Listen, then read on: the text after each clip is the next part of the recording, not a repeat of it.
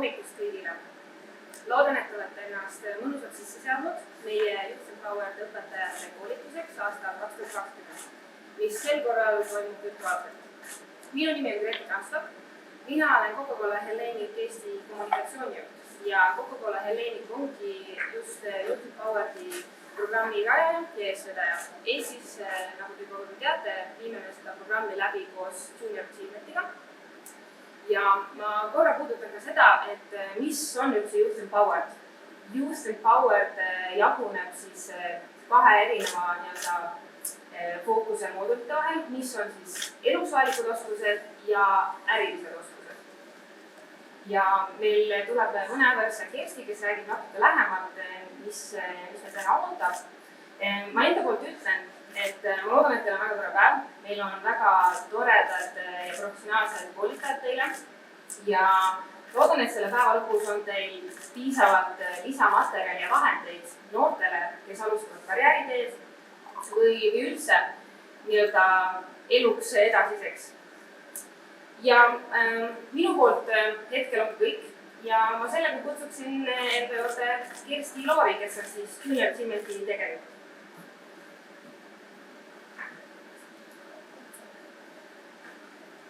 Tere hommikust, armsad õpetajad! Hästi tore on, et teid on nii palju siia täna kogunenud, et olete leidnud oma kiire koolipäeva kõrvalt võimaluse tulla ja kuulata uut infot. Meil on tõesti hea meel koostööle Coca-Colaga, sest Coca-Cola on toetamas just seda, mida ka meie oleme võtnud ju südameasjaks, noorte ettevõtlikkust, et noored saaksid elus vajalikke teadmisi ja saaksid elus hästi hakkama. Ja selle eesmärgi nimel me oleme tegelikult 4 aastat Coca-Colaga koostöös seda Youth Empowered programmi teinud ja teinud toredaid inspiratsiooniüritusi noortele sügisel, et nad saaksid välja mõelda oma õpilasrühma ideed ja oleksid rohkem valmis seda ka ellu viima. Ja eelmisel aastal alustasime ka õpetajate koolitusega, sest nagu Grete ütles, need õppemoodulid, mis Coca-Cola on välja töötanud 2 teemal, ärioskused ja eluoskused, et need on väga hea materjal, mida saab meie programmide juures kasutada. Ja seda on juba eelmisel aastal siis ka mõned õpetajad, päris palju õpetajad teinud, sest eelmisel aastal koolitasime juba 50 õpetajat tutvustasime programmi. Ärioskuste juurde, mida me eelmisel aastal just eelkõige tutvustasime, kuuluvad näiteks finantsid, müük, siis on seal väga hea osa läbirääkimiste kohta, väga hea materjal ajajuhtimise kohta, et seda ma kindlasti soovitan kõikidele õpilasrühma juhendajatele vaadata ja kasutada õpilasrühma programmi juures. Sealt kindlasti saavad noored huvitavaid ja vajalikke teadmisi juurde. Ja eluoskused, sel koolitusel me just keskendume rohkem nendele, on samuti hea õpilasrühma juures kasutada, aga seda ma soovitan ka väga põhikoolis, kui noored peavad otsustama oma karjäärivalikute üle. See materjal keskendub just eelkõige sellele, et kuidas teha need õiged otsused, kuidas ennast arendada, kuidas ennast tundma õppida, et mis on minu tugevused ja kuhu ma võiksin edasi pöörduda. Et see on kindlasti kasulik. Ja mis nende Coca-Cola materjalide juures minu meelest on veel eriti tore, on see, et neid te saate ise kohandada. Ja tänased lektorid kindlasti ka on juba seda kohandanud ja lisanud igaüks omalt poolt mingi oma nüansi, oma teadmised, kogemuste pagasi siia juurde. Nii et see materjal on nagu hea põhi, mida võib kasutada tervikuna, osadena või siis lisada sinna midagi juurde. Nii et kindlasti väga mõnus materjal, mida kasutada. Ja nagu ma ütlesin, et sel koolitusel me keskendume rohkem eluoskustele Me alustamegi 3 eluoskuste teemaga, mida meil tutvustavad väga head lektorid, meie enda inimesed, Epp Vodja, Madis Vodja, just seda psühholoogilist aspekti. Ja siis on meil Grete Raju, kes pärastlõunal juhib noorte ideelaborit. Tema tutvustab samuti seda, kuidas siis ennast arendada, seda moodulit. Ja päeva teises pooles on meil suurepärased EBS-i õppejõud Aet Toots ja Anto Liivat, kes räägivad meile siis finantsoskustest ja müügist. Nii et siis ärioskuste pool tuleb ka ikkagi käsitlemisele, sest need olid just need teemad, mille kohta ka õpetajad ütlesid, et neid tuleks ikka ja jälle üle vaadata ja korrata, et need kuluvad alati ära. Ja me oleme päeva üles ehitanud siis nõnda, et meie lektorid tutvustavad iga teemat umbes 25 minutit ja seejärel nad jätavad aega ka teie küsimustele vastamiseks. Nii et palun, kui te olete Zoomis sees, siis kindlasti, kui teil esitluse ajal tekib küsimusi, mõtteid, siis kasutage seda Zoomi vestlusriba ja kirjutage sinna oma küsimused, siis saame need esitada ka lektoritele pärast nende esitluse lõppu.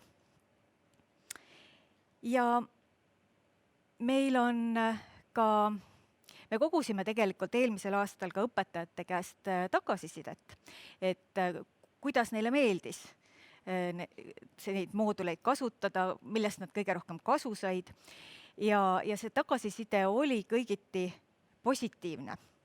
Ja mul on tegelikult väga hea meel, et meil täna on siin ülekandes ka 2 inimest, kes hea meelega jagavad oma muljeid eelmise aasta kogemusest, mis neile meeldis ja mida nemad kasutada said.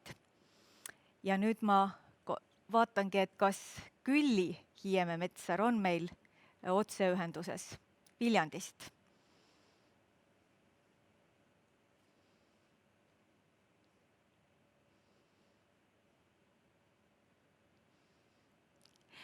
Tundub, et ei ole Küllit. Ma tegelikult eile sain rääkida ka Külliga ja küsisin tema käest, et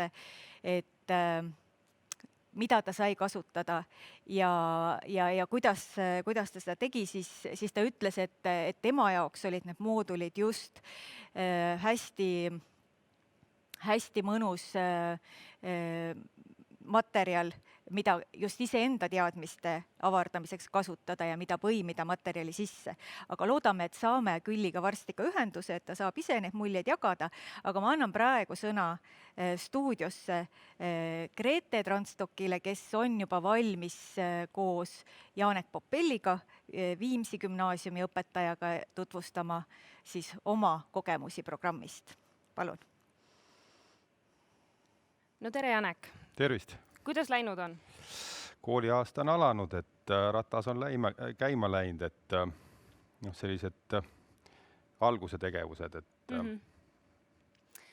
Ja sinul oli võimalus juba nende materjalidega eelmisel aastal tutvuda. Et äkki sa jagaksid nendele õpetajatele, kes meiega video vahendusel on nii-öelda siin ühenduses, natuke enda kogemusi, et kuidas see eelmine õppeaasta möödus just Youth Empoweredi materjalidega? Et ütleme, kogu see materjalide hulk on nii-öelda ikkagi massiivne, et see võtab kindlasti päris palju aega, et juba harjunud mingitesse õppemetoodikatesse või ka uutesse metoodikatesse see tegelikult kõik nagu sisse panna. Aga ma tooks nagu 2 aspekti siin välja, et üks on siis eluks vajalike oskuste alguses on üks test. Et ma olen tegelikult seda praktiseerinud nii gümnaasiumi poole peal kui ka põhikooli poole peal. Et just sellest aspektist nagu lähtuvalt, et kui nüüd noored hakkavad mingil hetkel tööjõuturule sisenema või on juba sisenenud, et nad nii-öelda vaataksid endale sisse, vaataksid endale ümber, et mis neid nagu köidab. sest erinevaid uuringuid on tehtud, et mis siis noori köidab, et saada ka sealt nii-öelda oma klassist vahetut tagasisidet ja siis nagu anda ise ka mingeid soovitusi või juhtnööre, et mis see tööjõuturg nagu praegu tegelikult tähendab. Et see on üks pool.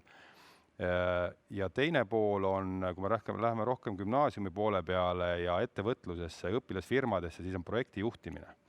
Et projekti juhtimine on nagu väga äge materjal, et seal on ka sellised konkreetsed töövahendid planeerimise koha pealt, mis on kantplaan ja agiilsus, ma ei tea, kui palju seda agiilsust üldse nagu koolipinki on toodud, et see on ülikooliski nagu suhteliselt uus, kuigi tegelikult maailmas juba väga nagu vajalik tegelikult. Just, et ja see tähendab oma olemuselt seda, et kui me hakkame mingit asja tegema, siis toimuvad mingid muutused. Nüüd on vaja nendele muutustele kiiresti reageerida, et ma toon 2 sellist aspekti välja.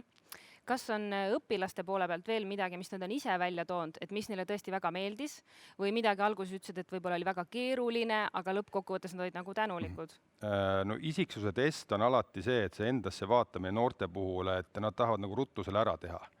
Et ma olen andnud ka tagasisidet, et võtke nagu aega, et nagu süvenege teemasse, et siin tuleb neile anda aega ja tegelikult ka juhendada mõne koha pealt mõne raske ülemineku juures, et me nagu kõik inimesed oleme, tahame ennast nagu hinnata alati paremini, kui me tegelikult oleme, et saada see nii-öelda see base või see vundament kätte, et see on see koht, mida peaks nagu jälgima, jah. Ja kas sul on äkki õpetajatele soovitus selleks aastaks, et midagi seoses selle programmiga ja võttes arvesse seda uut reaalsust, kus me kõik elame?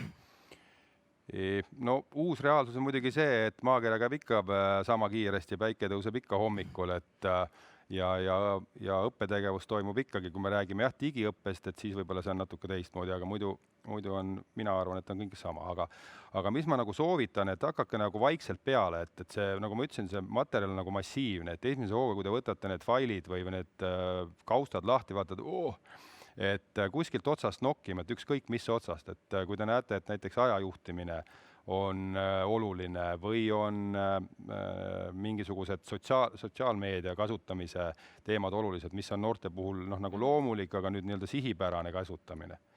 Et nii-öelda hakake peale. No selge, aga ma tänan su tagasiside eest ja ma annaks sõna tagasi Kerstile siis. Aitäh.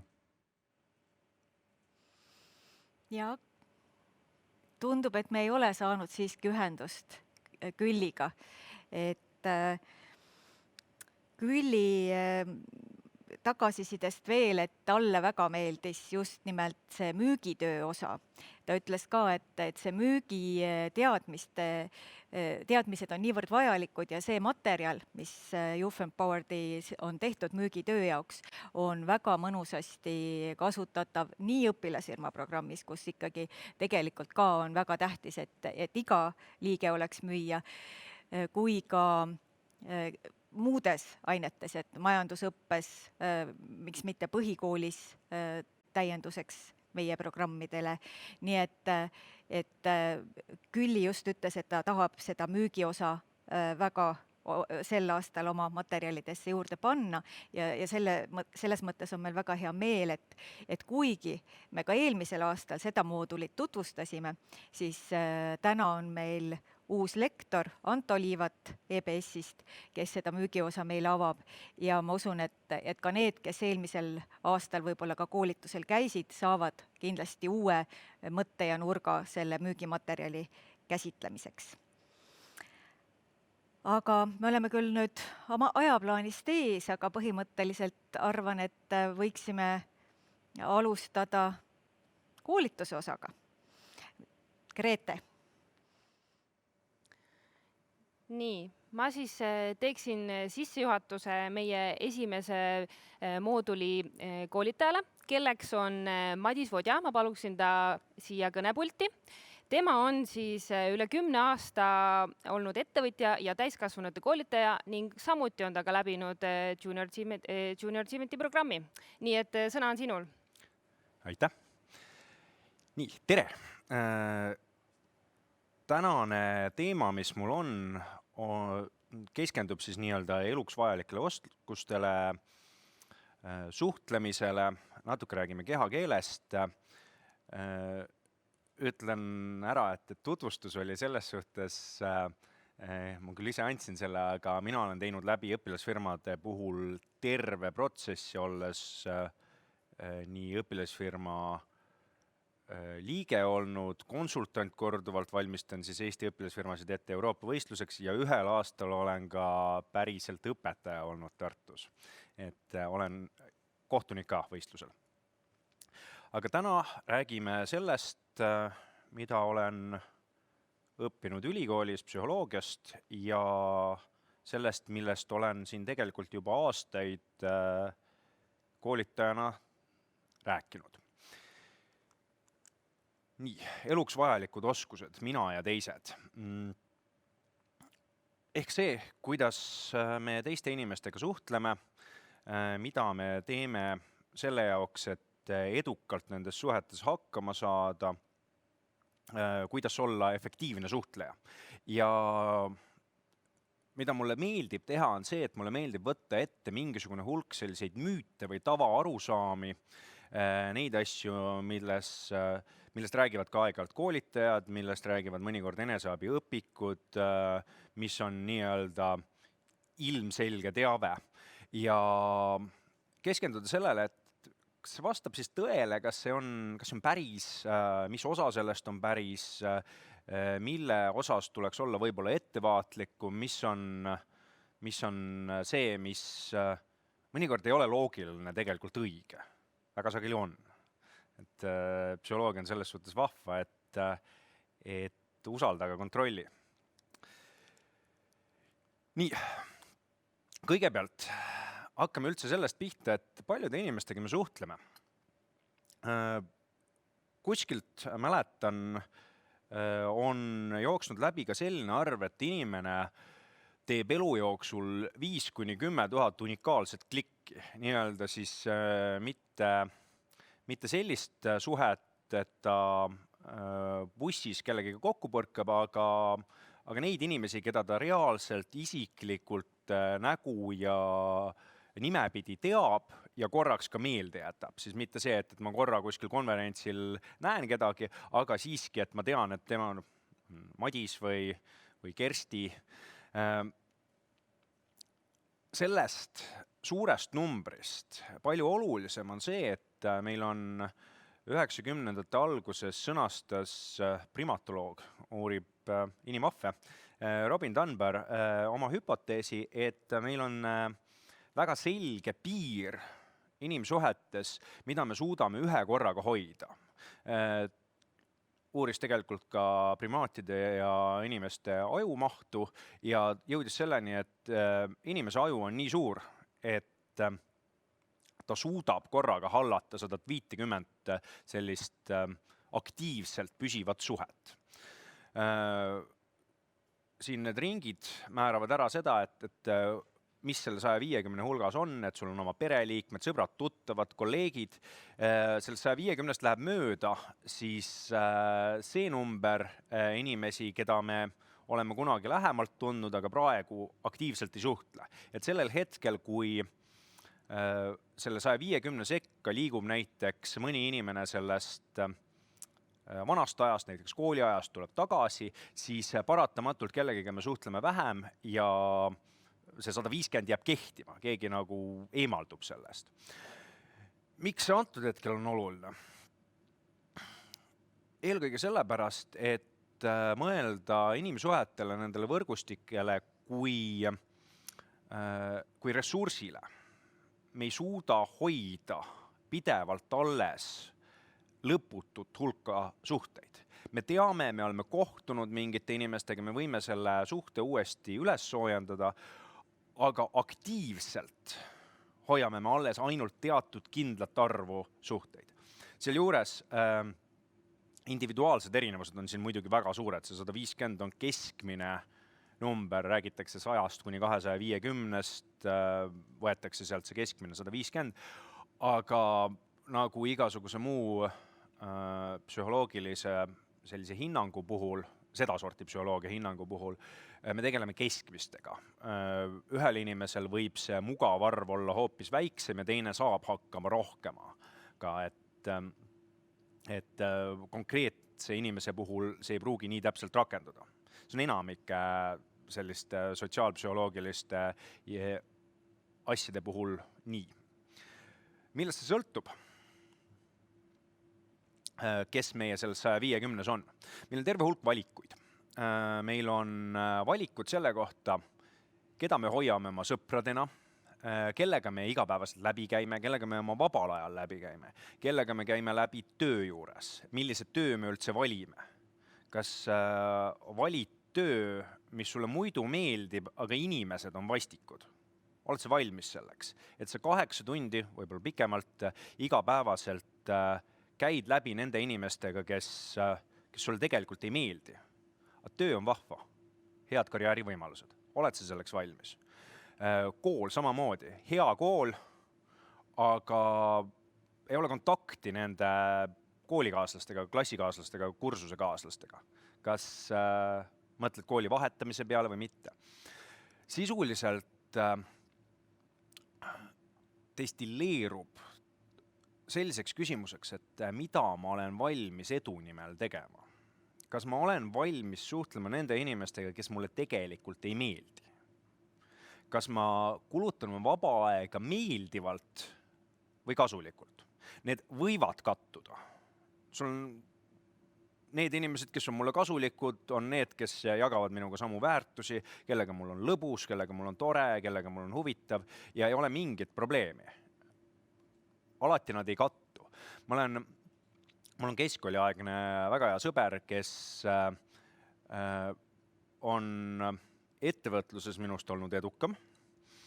Ja kui ma nüüd vaatan oma viimasele 10, tegelikult isegi rohkem kui 10 ettevõtja aastale tagasi, siis ma arvan, et meie peamine erinevus, ma ei taha öelda, et ta oleks olnud nagu minust kirkam kriit, ma arvan, et peamine erinevus on see, et ta oli valmis loobuma mingitest asjadest, millest mina ei olnud valmis loobuma. Ma ei ole vabal ajal valmis jõudma selleni, et ma suhtlen nende inimestega, kes mulle ei meeldi, kõrvalt vaadates tema on.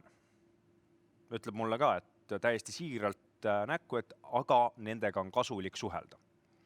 Oled valmis või ei ole? Kes su 150 on? Kas nad on meeldivad inimesed või nad on kasulikud inimesed? Võtsin siia juurde sellise asja nagu isiksus. See, kes meil selles 150 on ja kuidas me oma suhteid hoiame, see on osaliselt õpitav. Muidu vist ei räägikski täna üldse sellest, et siis, kui see ei oleks üldse õpitav ja inimesel oleks kaasasündinud võime väga hästi suhelda ja teistele on kaasasündinud võime üldse mitte suhelda, siis ei ole sellel teemal mõtet. Ta oleks võib-olla huvitav uurimisteema, aga mitte nagu reaalselt kasulik koolituse teema. Kindlasti on suhtlemisoskused õpitavad, mingid asjad, ja on ka selge, et osad inimesed on andekamad, nagu osad inimesed on laulmises andekamad või matemaatikas andekamad. Osad inimesed on suhtlemises andekamad kui teised. Aga on õpitavaid oskusi. Ja nüüd tuleb üks aga sinna juurde, millest väga sageli ei räägita, on see, et mingi osa meie suhtlusoskusest on paratamatult ja selgelt kaasa sündinud, suuresti taandub tagasi isiksuse psühholoogiasse, paratamatult mingisugune osa inimomadusi on meil kaasa sündinud. See on isiksus selles suhtes, et see sügav sisemine omaduste kogum, mis teevad meist meid, et olgu vulkaanipurse uputus või väga head ajad, kui tekib ootamatu olukord, mis on see meie käitumismehhanism, millele me taandume, ja siis kui kontroll võib-olla hakkab puuduma. Tänapäevane isiksuse teooria ma pikalt ei peatu sellel, kuigi see on üks mu lemmikteemasid psühholoogia sees, väga huvitav asi, et mis siis on kaasasündinud, mida me mõjutada saame. Isiksuse 5 faktori teooria, suur viisik, ehk siis 5 sellist hästi suurt omaduste kogumit, et nad on siin ühesõnaliselt kirjas, aga tegelikult see on palju keerulisem teema, palju süvitsi minevam teema, aga sisuliselt saab 5 teljele maha taandada suure osa seda inimkogemust isiksuse poolelt. Need 5 on neurootilisus, mis on võime tunda negatiivseid emotsioone, igasugused vihastamised, masendusse langemised, muud sellised asjad. Ekstravertsus, mille vaste on introvertsus, sellest on ilmselt inimesed rohkem kuulnud, see on selline klassikaline isiksuse psühholoogia temaatika. Avatus kogemusele ehk kui palju me oleme valmis võtma vastu uut ja kui palju meile meeldib keskenduda nende asjade tegemisele, mida me juba tunneme hästi. Koostöövalmidus ehk sotsiaalsus ja meelekindlus. Meelekindlus on siis klassikaliselt see asi, millest räägitakse siis, kui öeldakse, et inimesel on tugev iseloom. See on see, et ta teeb asju korralikult, õigeks ajaks ära, kõik asjad on oma koha peal. Kõikidel nendel isiksuse omadustele on võimalik peale õppida toimetulekumehhanisme. Aga need 5 baastendentsi on üldjoontes paigas ja elu jooksul väga palju ei muutu. Mis ei tähenda seda, et inimene ei peaks tegelema oma arenguga, et ei peaks õppima moraali, siin ei ole näiteks. Et sa võid olla meeletult meelekindel töötaja või kohutavalt meelekindel varas. Et see tuleb siiski kuskilt mujalt. Aga mingisugused baastendentsid on.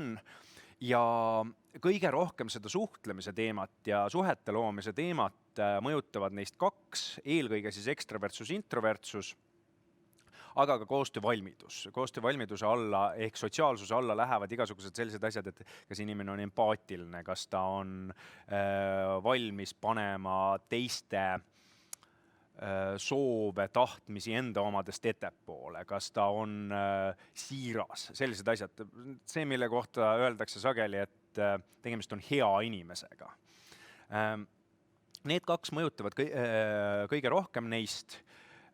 Neurootilisus mõjutab negatiivselt, kõrge neurootilisus, kui inimene on kergelt vihastuv ja äkiline, siis ta võib ise olla küll väga ekstravertne, aga ta leiab küll kiiresti suhteid, aga läheb ka kiiresti tülli. Et ka teised mõjutavad, aga kõige rohkem mõjutab ekstravertsus, introvertsus ja koostöövalmidus.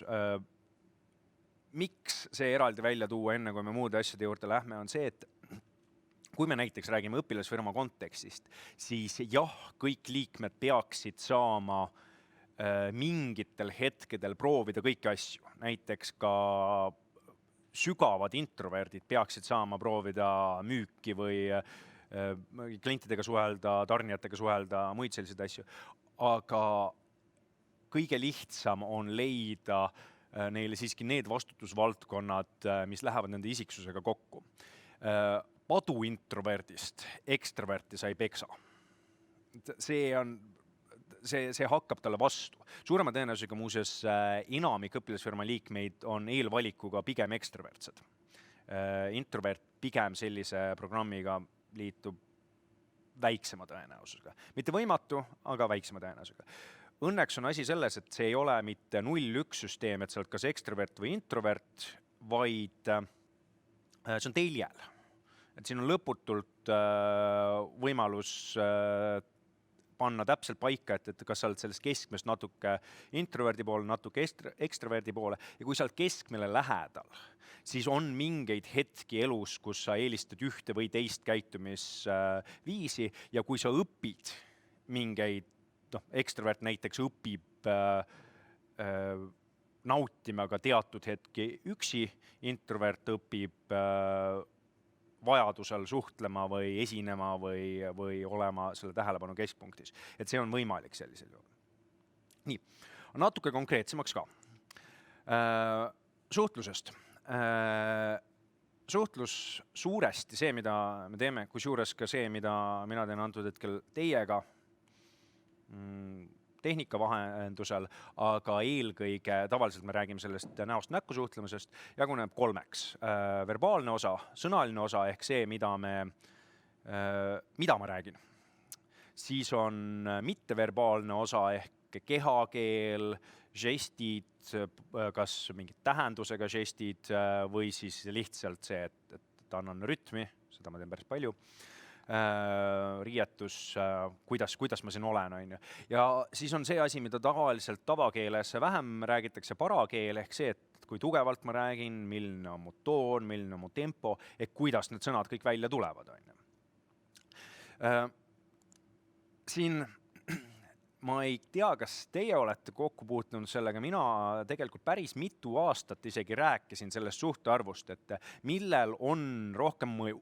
Et kui ma tahan inimestele muljet avaldada ja neid uskuma panna ja tulen siia ette, näiteks teie ette, ja hakkan rääkima, siis palju mõjutab sellest mu sõnumi sisu, et te mind usuksite, palju mõjutab see, et milline on mu toon, milline on mu hääle kiirus ja mis mõjutab kehakeel.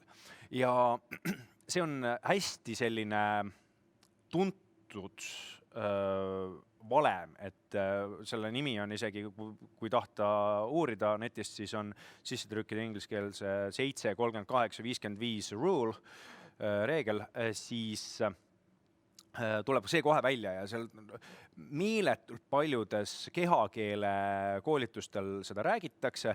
Ma olen ise seda rääkinud. Sattusin kunagi aastaid tagasi selle materjali peale ja suhteliselt ilma kriitika meeleta võtsin selle vastu, sellepärast et see tundub päris tõenäoline. Tegelikkus nagu paljude asjade juures on see, et siin on mingi iva, aga päris nii lihtne see ei ole, et me saame panna paika, et minu sõnumi mõjukusest määrab ära üle poole 55 kehakeel. Kehakeelel on väga suur roll selle jaoks, et panna teid uskuma mind. Üritan müüa teile tolmuimejat, siis selline siiras ja aus kehakeel on väga oluline. Aga kui ma nüüd süvenesin, kuna see 7, 38, 55 reegel jookseb igalt poolt läbi, siis ma natuke uurisin lähemalt ja sellel on reaalne teadusel põhinev alge, aga seda ei saa päris nii kasutada, et ta on üks 70ndate algusest tulnud uuring, mis räägib sellistest numbritest, sellistest suhtarvudest, aga ta ei ole nii üks-üheselt ülekantav. Kahjuks õnneks.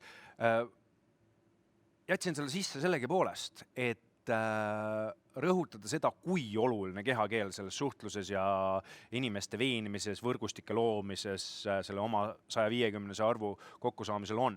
Aga ta ei ole ilmselt nii oluline. Su sõnum siiski ka mõjub. Aga võtame selle 55 kehakeele ette. Kehakeel on asi, millest räägitakse uskumatult palju. See on selline asi, eksperte paistab nagu olevat jube palju, et kõik on midagi kuulnud, paljud on osalenud koolitustel, hästi palju on eneseabiõpikuid, et kuidas olla veenev ja veel palju lõbusamad on need, et kuidas lugeda, kas inimene valetab või ei valeta. Meil on need klassikalised märgid, on ju. Et kõigepealt on käed rinnal risti, mida see siis tähendab? Võtsin siit ära see, mida need tähendavad. Kui ma saaks teilt tagasisidet, siis ilmselt käed rinnal risti esimene vastus on see, et see on kinnine poos. Mis ei ole vale. See on kinnine poos. Aga, ja see on nüüd oluline koht kehakeele tõlgendamisel, on see, et kui sa tahad olla veenev, siis sa pead neid asju teadma selle jaoks, et mitte eksida selle vastu, et lähed töövestlusele kohale või kliendiga suhtlema, panna käed rinnal risti. Ja teine pool, see, kes sulle tööd annab või kes peaks sult ostma, on lugenud äsja kehakeele õpikut, kus öeldakse, et ta on kinnine, ta varjab midagi. Sa ei tohi seda viga teha. Samas, kui sa hakkad lugema inimesi, kui sa hakkad otsustama, kui sa oled see teine pool, siis unusta ära need raamatud, need õpetused, mis ütlevad, et see ainult nii on. Inimesel ei ole mitte ühtegi žesti kehakeeles, mitte ühtegi liigutust, mitte midagi sellist, mis tähendab ainult ühte asja. See ei ole automaatselt ainult kinnine poos. See võib tähendada seda, et ma ei ole harjunud, ma olen natuke närvis, ta võib olla kaitserefleks, ta võib olla see, et ma ei oskagi oma kätega midagi teha, sellepärast et tavaliselt on mul midagi käes, kui ma inimestega räägin. Mul on lett vahel või mul ei ole kuhugi käsi panna. Võib-olla mul on külm. Siin on võimalik välja mõelda 7, 8, 10, kui te olete loovad, erinevad põhjust, miks hoiavad inimesed käed rinnal risti. Mugav on. Enda käe randmest hoidmine näiteks, selline klassikaline asi, et pidavalt näitama ebamugavust ja ka barjäär minu ja rääkija vahel. Jällegi, sellel on oma iva. Võite arvuti ees proovida, see poos annab kohe nagu sellise tunde, et ma ei tunne ennast väga kindlalt. Seda, kui te lähete esinema kuhugi, siis ilmselt see ei ole see asi, mida te tahate välja näidata, aga kui teil ei ole mitte midagi muud oma kätega teha, siis see ei ole võib-olla kõige halvem variant, mida te kätega teha saate. Käed tasku panna on hullem näiteks. Et jällegi, siin on võimalik muid asju välja lugeda. Avatud käed, üldiselt on see asi, et positiivset, et kui inimene on niimoodi, siis natuke kummaline praegu vaadata, et see ongi mäng. Aga et kui inimene on vaba, avatud, siis sellest me loeme tegelikult rohkem välja kui nendest nii-öelda negatiivsetest märkidest. Nendega on ohtlikum. Millegi käest, see viimane neist, millegi käest kinni hoidmine, mapp, on ju. Öeldakse, et ära võta midagi, kui sa tahad olla avatud. Aga kui ma ei ole näiteks harjunud esinema või ma olen harjunud esinema ja mul käivad käed jube palju ringi, siis minule isiklikult, see on isiklik eelistus, mapp meeldib. Küsimus on ka, mida sa teed sellega. Et kui ma hoian teda kuskil siin kõrval või all, siis on okei. See on halb mõte. Niimoodi ei tasu. Et kui sa näed, et sa teed selliseid asju, näiteks hoiad mappi niimoodi, siis võib-olla pigem ära võta seda, vaid mõtle, kuhu sa oma käed panema peaksid, kui sul on, ma ei tea, müügisituatsioon, mingisugune selline asi. Mapiks. Jalad, jällegi, on mingisugune teooria, mis ütleb, et valetajal on jalgu raskem kontrollida kui ülakeha. Jällegi, selline natuke umbluu teadus. Jah, me rohkem mõtleme. Sellel hetkel, kui me oma kehakeelt kontrollime, me mõtleme rohkem ülakeha peale, vähem alakeha peale. Lihtsalt nende kahe näite puhul on oluline vaadata, et me ei valiks mingisugust sellist asendit, mis tekitab teises pooles ebamugavustunnet. Need on mõlemad sellised asjad, need on mõlemad ülbed poosid. Leia selline poos, kus sul on endal mugav, see klassikaline natuke ettepoole kummarduv, et mitte ülbe.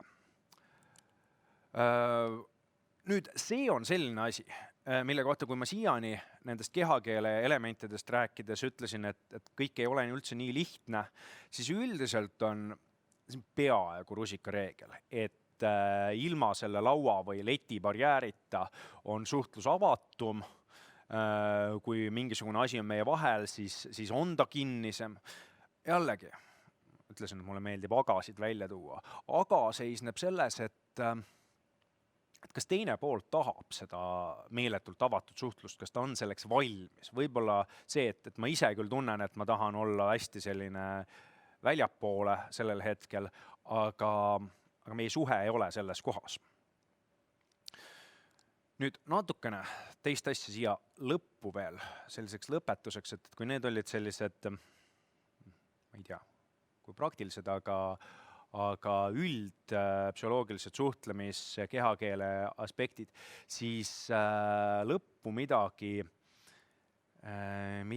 konkreetsemat, võib-olla soovituslikku nende samade suhete ja oma 150-se suhete arvu kokkusaamisel on see, et proaktiivsus on parem. Aktiivselt ise midagi korraldada on parem, et leida endale häid inimesi sellesse 150-sesse mulli. Aga igasugune suhtlus on hea. Igasugune suhtlus aitab sul muuta seda valikut oma lähisuhetes osas mitmekesisemaks. Et see on võib-olla selline trafaretne ja loogiline lõpsi, aga mõnikord on loogilised asjad loogilised. Nii, aitäh ja meil vist on mingisugune variant ka küsimusteks. Jaa, aitäh, Madis. Läheme istume sinna, meil on siis mõnus rääkida. see on siis nüüd, meil barjääri ei ole. Meil barjääre ei ole, selline vaba mõnus suhtlus. Aga on tulnud mõned küsimused Zoomi kaudu. Ja loen ette, et millist kehakeelt peaks kindlasti vältima müügitööd tehes, et mitte liiga peale tükkivalt mõjuda? Konkreetne küsimus. Selles suhtes, et üleüldiselt natuke kaugemalt alustades, üksikuid elemente ei ole meil tegelikult väga palju, mitte ühtegi liigset lähedust ilmselt on.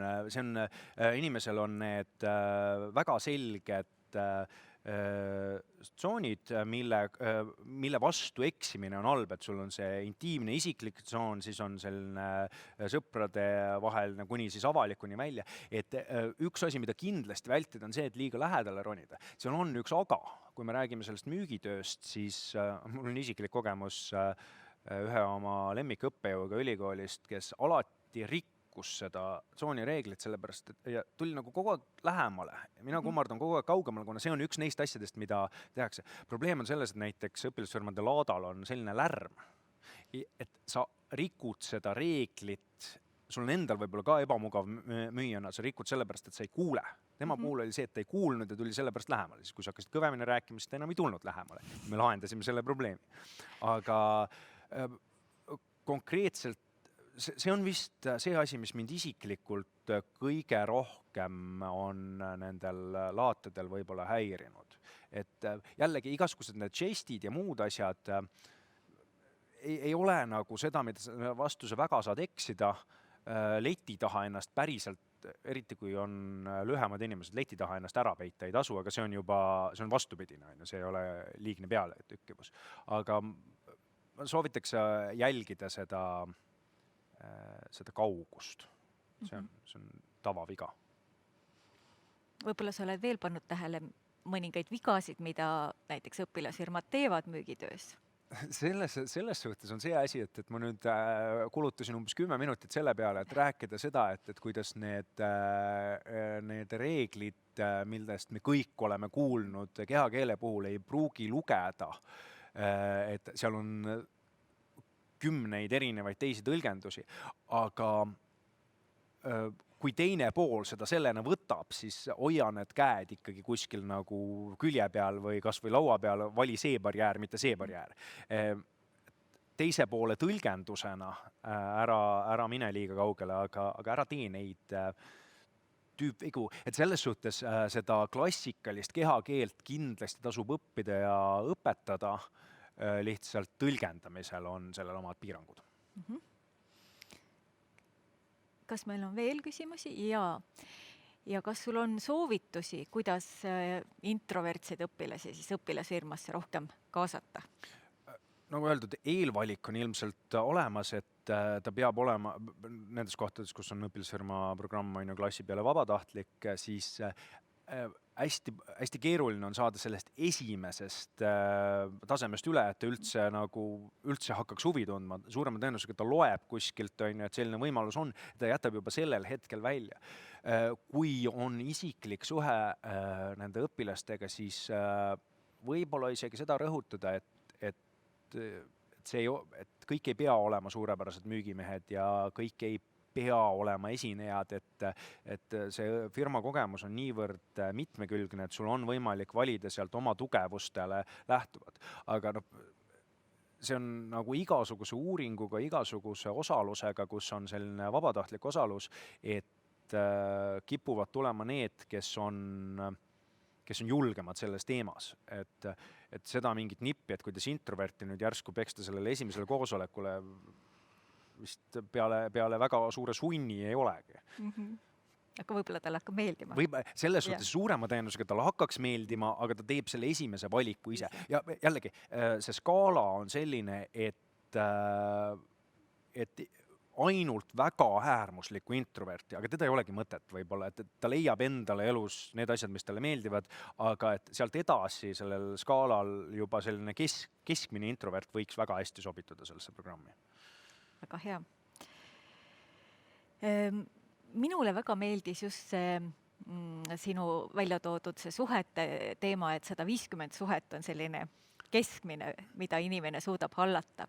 Et kas need praegused, kõik need tehnilised vahendid ja see reaalsus, kus me elame, kus on, ma ei tea, igalühel on 1000 sõpra Facebookis ja siis on tal veel, ma ei tea, 2000 jälgijat Instagramis, et kuidas see mõjutab, kas see annab rohkem jõudu neid suhteid hoida? Suure tõenäosusega, kusjuures nüüd ma jään selles suhtes vastuse võlgu, et selle kohta on kindlasti ilmselt, kui lüüa kuhugi teadusportaalidesse sisse otsingud, selle kohta on kindlasti mingi 100 uuringuid, sellepärast et see on täpselt selline asi, mille kohta on lihtsa vaevaga võimalik teha uuringuid. Aga suure tõenäosusega, nüüd mind on võimalik siin ümber lükata, suure tõenäosusega ta väga palju ei ole muutnud, et sul muutub lihtsalt see vahend, aga kui ausalt öeldes, kui ma mõtlen nagu selle peale, et jah, on Facebookis kindlasti rohkem kui 150 sõpra, aga kellega ma siis tegelikult suhtlen neist, et ma ütleks, et ta on suuresti kattuv sellega, kellega ma nagu päriselus ka suhtlen, et üksikud erandid välja arvata ja see on selline anekdootlik teave küll siia, aga ma enda põhjal küll ei usu, et see väga palju sellest muutub. Ainult vahend on teine. Aga kindlasti see uus reaalsus on ka see, et sa rääkisid ka kehakeelest, eks ju, et kas on olemas selline nagu interneti kehakeel, et mida vaadatakse, suhtlusstiil või midagi, et mille järgi inimesed teevad võib-olla sinu kohta järeldusi? Üldiselt on see on tegelikult suhtluse seisukohast on ta ei ole selles suhtes suur probleem, et sellest kuidagi üle ei saa, aga üleüldse see internetisuhtlus, ta võtab sult ära terve hulga neid vahendeid, millega inimene on tavaliselt harjunud. Et eriti kui on see mingisuguste sõnumiäppidega suhtlus, et sa ei näe ei kehakeelt, sul ei ole seda parakeelt, sul on ainult sõnumi sisu ja võib-olla mingisugune stiil, mille järgi hinnata seda, kuidas inimene teeb ja et me teeme halvemaid otsuseid lihtsalt me hindame rohkem valesti seda, kui me ei näe seda üldist komplekti. Et tegelikult see kehakeel, parakeel, verbaalne sõnum, ta peab moodustama ühe terviku. Nüüd me võtame sealt näiteks 1 või 2 tükki ära, siis on keeruline. Kindlasti hakkab hästi palju tulema väga huvitavat materjali selle kohta, et mida kõik see Zoomi suhtlus ja see, mis varem oli ju olemas, aga et kuidas see mõjutab üldse mingeid inimeste vaheliseid suhteid ja kuidas siiruseid, aususeid, kehakeele lugemist. Et ma kujutan, seda on kõike tehtud, aga ma kujutan ette, et nüüd järgneva paari aasta jooksul on väga huvitavaid uuringuid selle kohta välja tulemas, et selleni välja, et kõik need naljakad juhtumid, et kui sul selja taga, et seal muidu tavaliselt koosolekul suhtled ja järsku on sul selja taga mingisugune täielik tsirkus on ju käib, et jube huvitav, kuidas see mõjutab. Ega keerulisem on, sul on lihtsam valetada, sul on lihtsam varjata kindlasti, kui sa oled netis. Et see ei tähenda seda, et kõik inimesed, kes suhtlevad netis, valetaksid ja varjaksid, aga sul on lihtsam seda teha. Ja kas sul on veel mingeid nippe õpetajatele, kellel on hästi palju kontakte hallata, et kuidas seda võib-olla efektiivsemalt teha või kuidas jääda iseendaks ja mitte hulluks minna, on küsimus?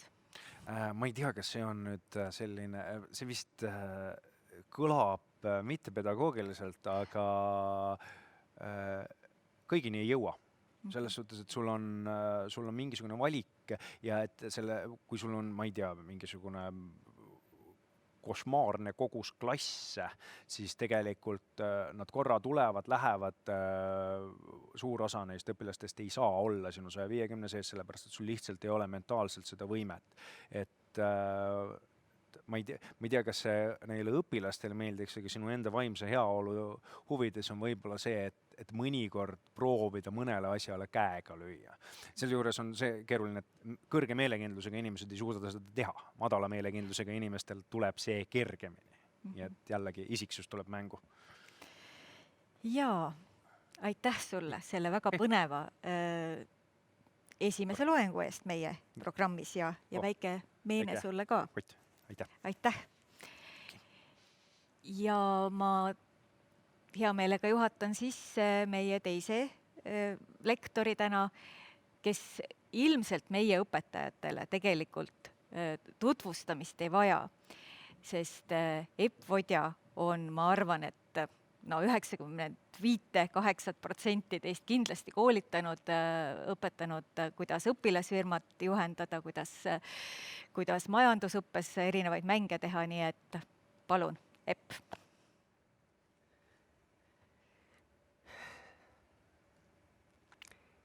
Tere, minu head õpetajad! Rõõm on teid jälle näha ja täna me räägime teiega hoopis tagasisidest. Tegelikult on tagasisidest olnud juba juttu täna päris mitmes kohas varem. Ja ka see teema läheb sinna alla, et need on eluks vajalikud oskused, mina ja teised. Et tagasisidest oli siin juttu siis, kui räägiti, enne kui Madis rääkis, juba enne oli natukene juttu, kui Janek Popell ütles siin, eks ole, et mida tema vaatas nendest Coca-Cola materjalidest varem, andis tagasisidet ja vastavalt sellele on neid materjale siis ka täiustatud ja on vaadatud seda, mida on vaja õpetajatele koolitada. Meie Junior Achievementis ka pidevalt küsime teie käest tagasisidet, et selle järgi kohandada oma koolitusi ja ka õppematerjale. Nii et tagasiside on igati vajalik teema ja mis on veel teile nagu tähtis on see, et tegelikult teie olete ju tagasisidega tegelete iga päev, annate tagasisidet oma õpilastele, kuulate ise tagasisidet ja kujundav hindamine on suures osas see, millest meie tegelikult ka praegu räägime. Võib-olla, mis on täna selle minu jutu juures pisut teisiti, on see, et me rohkem keskendume sellele, mis on organisatsiooni tagasiside ja võib-olla ka sellele, mida ehk õpilasfirma juhendajad peaksid natukene õpetama ka oma õpilastele. Millal? Seda mina ei tea, sellepärast et ma tean seda, et paljudel teist ei ole üldse tunde, paljudel teist on 35 tundi ainult ja seda materjali, mida te õpetama peate, on kohutavalt palju.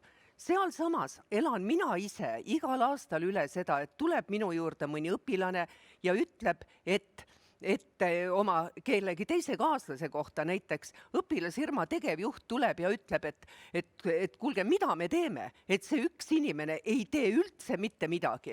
Ja nad ootavad, et meie teiega, õpetajad või juhendajad, koolitajad, lahendaksime nende probleemi. Ja kui ma küsin, et kas sa oled rääkinud, ei ole. Miks ei ole? Me oleme sõbrad, ei taha oma suhteid rikkuda.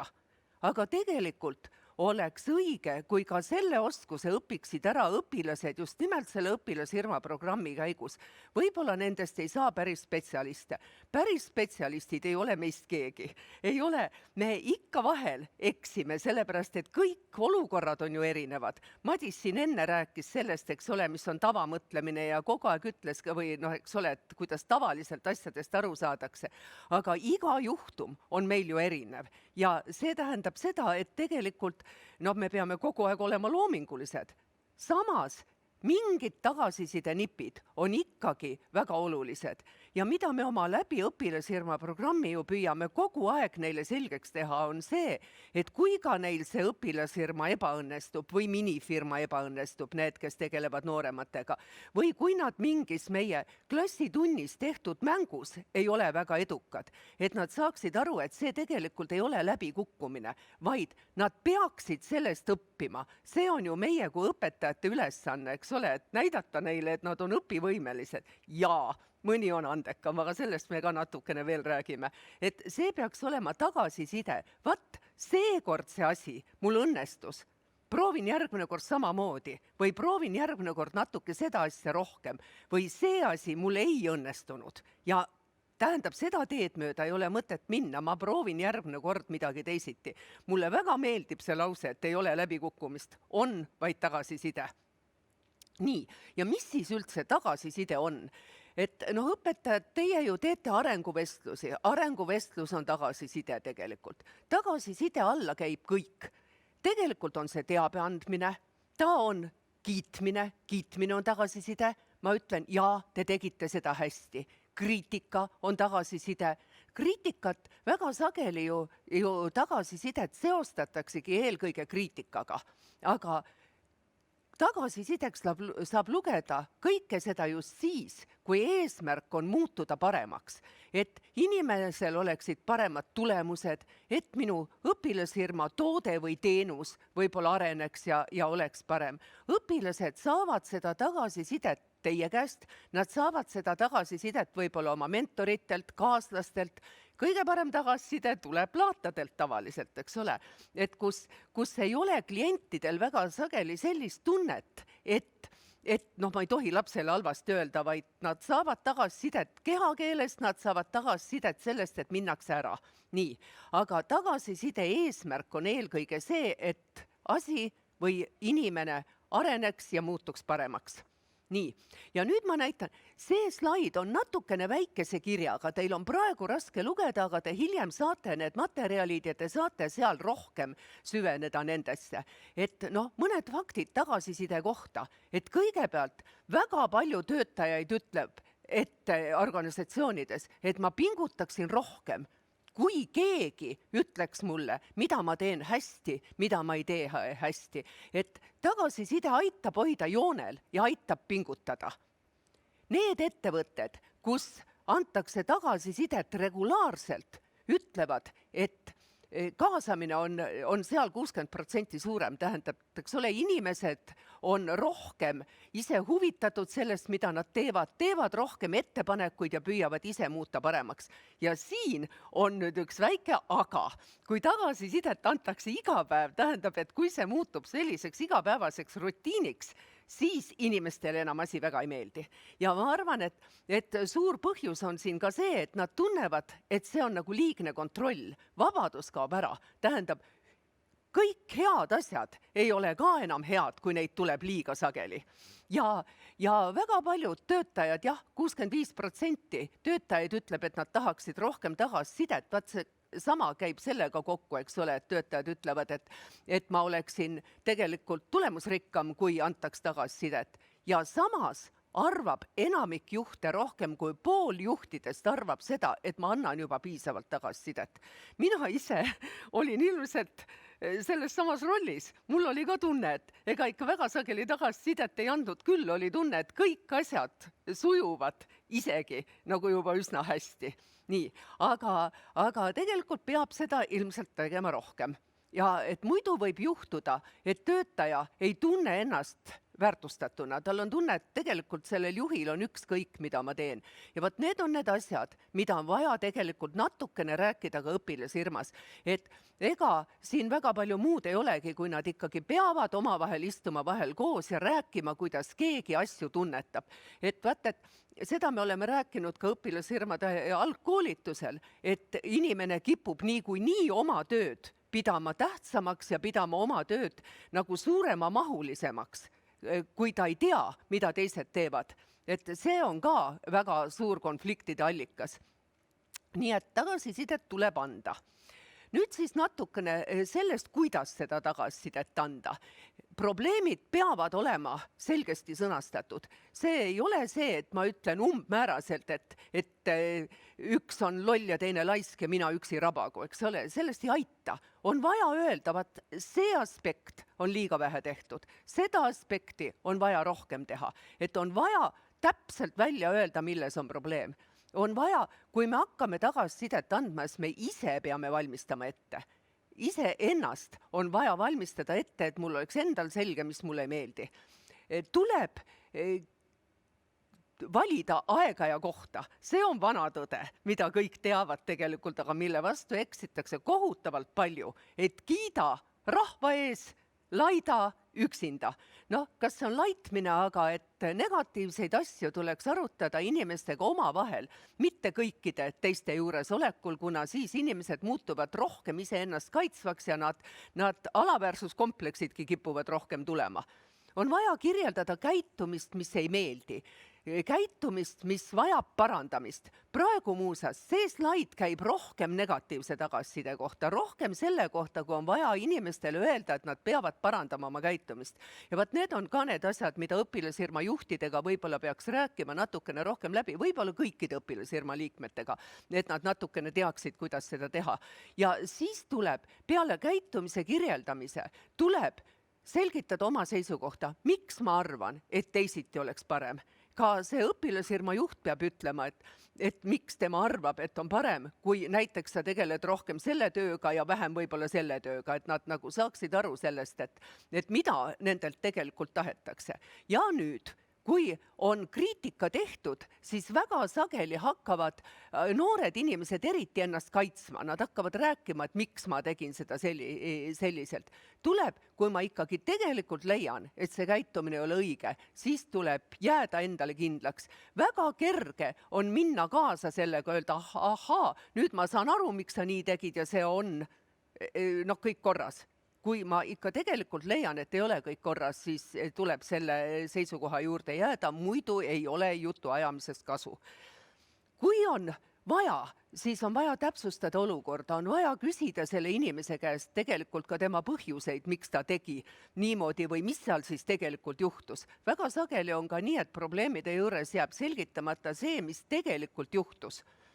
Ja nüüd, kui on vaja, et käitumist muudetakse, siis on vaja rääkida ka, mis siis juhtub, kui me teeme teisiti. Mismoodi asjad hakkavad minema paremaks ja mis siis juhtub, kui me ei tee teisiti, mis on need negatiivsed tagajärjed, mis siis võivad ette tulla. Ja siis tuleb need muudatused ka planeerida, tuleb mõelda, mismoodi neid läbi viia ja millal ja kuidas. Nii et tegelikult on selline tagasiside andmine, mille eesmärk on muudatused, see on väga pikk protsess ja kerge ta tegelikult ei ole. Nii, ja nüüd räägime iseendast. Iseendast, kui mina hakkan tagasisidet andma, siis üks kõige suuremaid vigu, mida teevad lapsed, aga mida teeme meie isegi kodus lapsevanematena, mida me teeme võib-olla oma elukaaslaste ja kõikide teistega. Me tegelikult ei kontrolli oma emotsionaalset seisundit, kui me hakkame andma tagasisidet. Et ma pean olema teadlik sellest, et ma olen vihane. Ja vaat, kui ma olen vihane, see ei ole õige hetk tagasiside andmiseks. Siis tulevad emotsioonid, siis minnakse isiklikuks ja ka teine inimene võtab asja teistmoodi. Ta reageerib kohe vastu. Tegelikult, eks ole, suhtlemine on mingil määral teineteise peegeldamine. Tähendab, ma pean teadma, ma olen momendil vihane, ma olen momendil solvunud.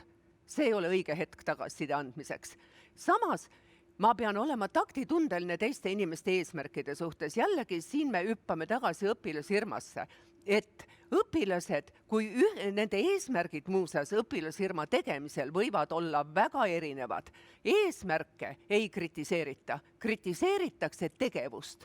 Miks see tegevus ei sobi näiteks õpilasfirmasse ja mismoodi seda tuleb teha. Aga mitte see, et üks tahab saada, teeb õpilasfirmat sellepärast, et ta tahab saada head hinnet või et ta tahab saada kergemini läbi, see on muidugi väga suur lootus, mis ei täitu enamasti, aga eesmärk ei puutu sellisel asjal asjasse. Me räägime sellest, kuidas on vaja muuta tegevust. Nii, ja jällegi, mida me mäletame lapsepõlvest, mina ka mäletan, mul oli vanaema, kes väga sageli ütles, et mina ja minu õde, et kuidas te seda asja ei oska, kuidas te seda ei tee, vaadake, tütar Kersti teeb kõiki asju nii hästi. Ja et kuidas tema hommikul tõuseb üles, juba aitab loomi talitada ja luba teeb kõiki, teie ei tee midagi. Mis on tagajärg? Me ei muuda käitumist. Meile lihtsalt Kersti väga ei meeldi enam. Aga see ei ole eesmärk. Tagasiside eesmärk on see, et muudetakse käitumist. Nii et ja väga sageli mäletan ka oma koolist, on see, et öeldakse, et kuidas sina seda ei oska, vaata, su õde on olnud nii tubli. Ei ole hea variant. See ei muuda mitte midagi tegelikult. Nii et ära võrdle, räägi inimesest ja tema oma tööst, ära võrdle teda kellegi teisega. Ja jälgi, mida sa vastad, kui sulle inimene vastu reageerib. Vaata, mismoodi sa vastad ja mida sa vastad, nii et kontrolli oma reaktsioone. Seesama läheb jälle selle punkt 1-ga kokku, et ära lase emotsioonidel kontrollida iseennast, vaid vaid kontrolli oma emotsioone ja kontrolli oma vastuseid. Sealsamas on vaja otsekohesust. Kui ikka midagi ei meeldi, tuleb see välja öelda, ainult et tuleb valida, kuidas seda öeldakse. Ja peab olema positiivne. Positiivsus on see, et ma usun, et teine inimene muutub ja ma usun, et seda muutust on võimalik ka kontrollida, eks ole, et ta tuleb sellega toime nii, nagu on vaja. Nii et kui ma ei ole positiivne, kui ma ei usu sellesse, siis pole mõtet tagasisidet anda, sellepärast et tagasiside eesmärk on ikkagi see, et midagi muutuks paremaks. Nii, ja mis on siis tõhusa tagasiside saladus? Kõigepealt see, mis on tagasiside eesmärk. Nii oluline isegi ei ole tagasiside meetod, kas ma annan teda kirjalikult, anname teda suuliselt. Suuline tagasiside on tegelikult sageli parem, sellepärast et jõuab rohkem inimeseni. Kirjalik on rohkem ametlik variant ja ta emotsionaalselt mõjub teisiti. Tähendab, tagasiside eesmärk peab olema teist inimest aidata muutuda paremaks või õpilasfirmat aidata, et tema toode muutuks paremaks või teenus.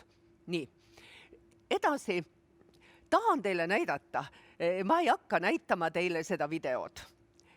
Paljud teist on seda juba näinud, kuna see on olnud üks minu kirg juba mitu aastat.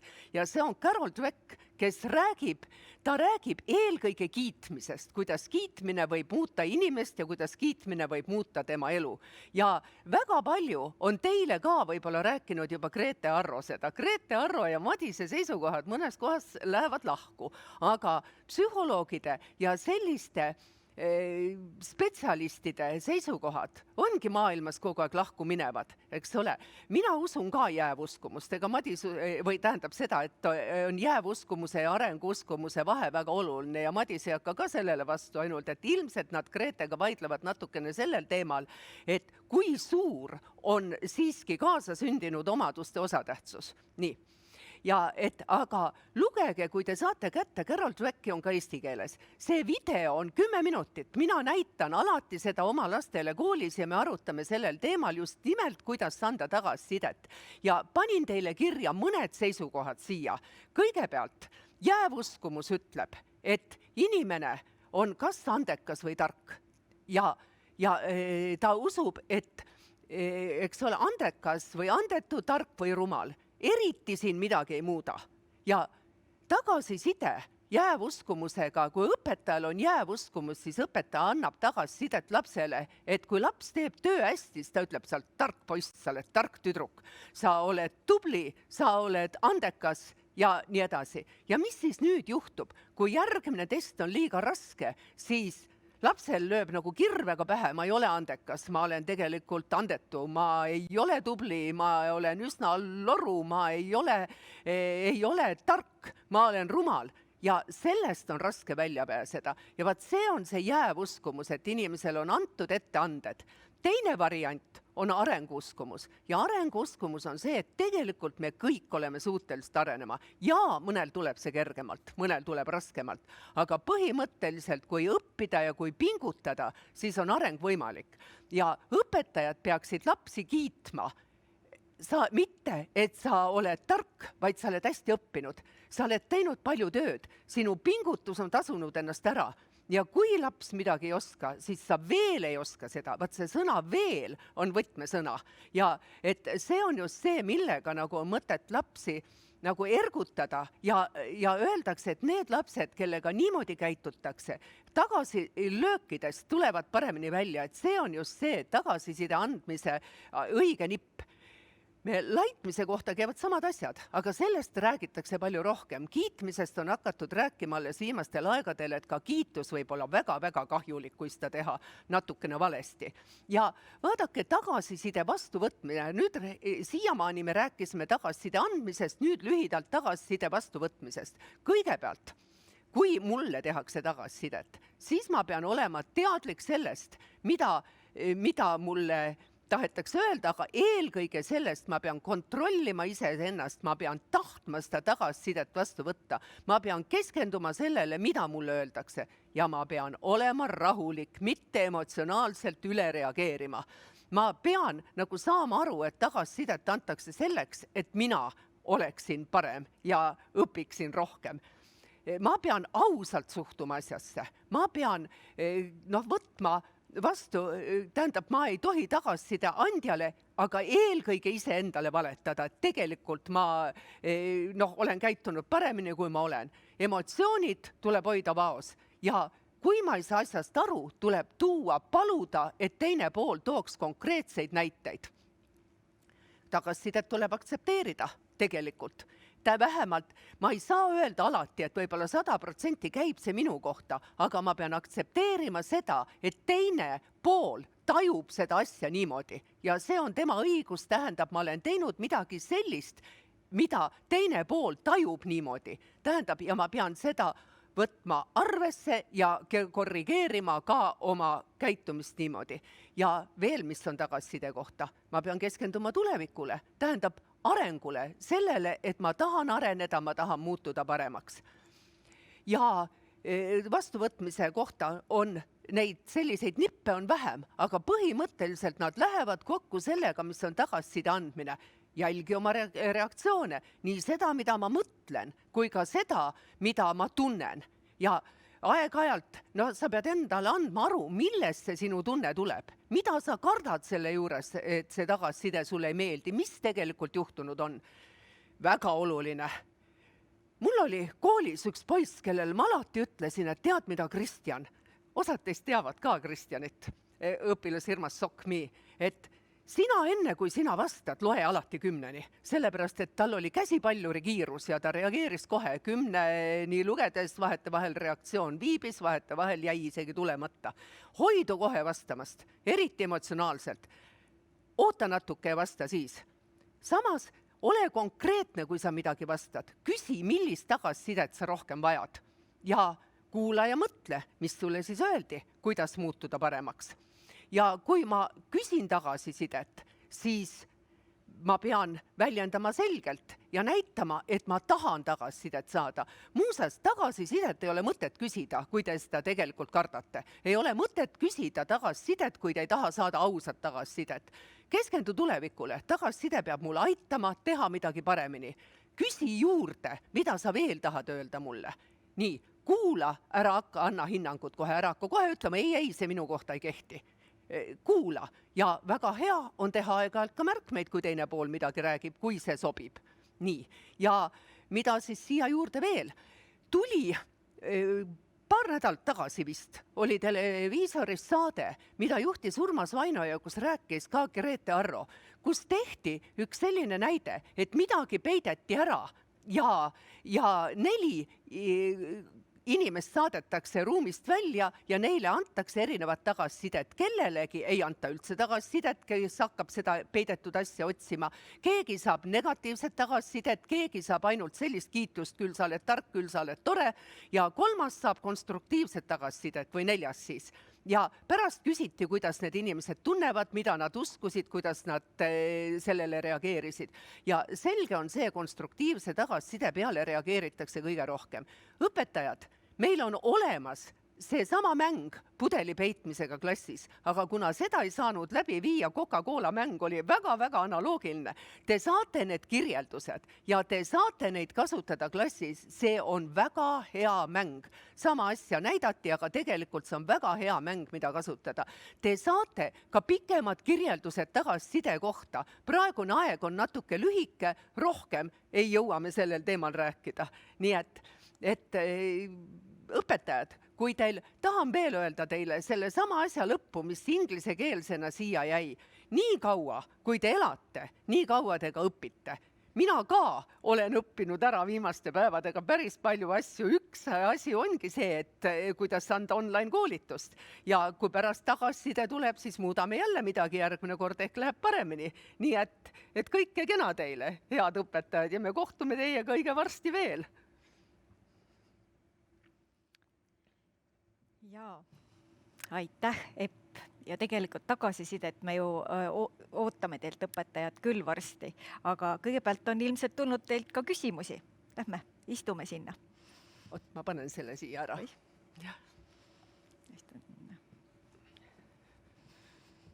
Aha.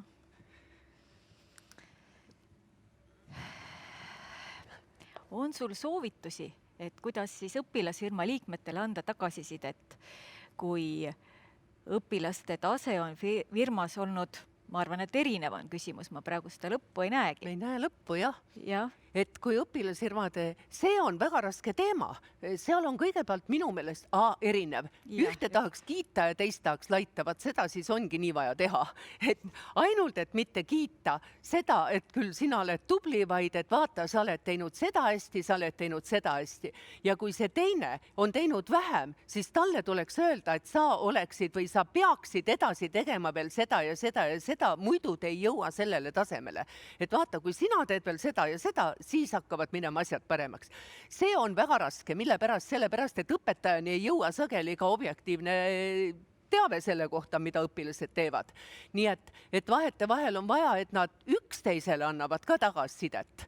Aga üldiselt ta nii on jah, et neile tulebki anda individuaalselt ja see sageli, see ei ole üldse mitte kerge just sellepärast, et ei teagi, aga mul on ka neid, kellele ma ikka annan väga erinevat tagasisidet firmades.